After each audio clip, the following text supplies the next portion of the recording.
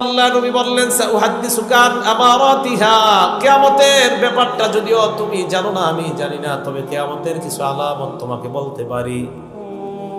ইদা ওয়ালাদাতিল মারআতু রাব্বাতাহা, দাসী যখন মনিবকে জন্ম দিবে বুঝবা কিয়ামত আর বেশি বাকি নাই।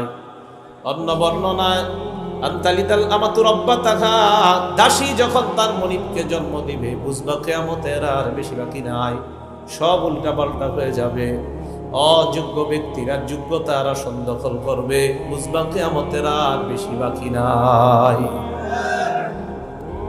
ওয়াইদা কানাল হুফাতুল উরাত রুউসান নাস, নগ্ন পা নগ্ন দেহ বিশিষ্ট ব্যক্তি মানুষের নেতা হবে। অন্য বর্ণনায় ইয়াতাতাওয়ালুনা ফিল বুনিয়ান, বিশাল বড় বড় অট্টালিকা বানাবে রাখাল।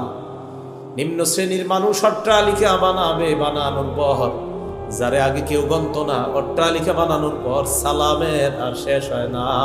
আসলে তাকে সালাম দেয় না, দেয় তার টাকাকে সালাম।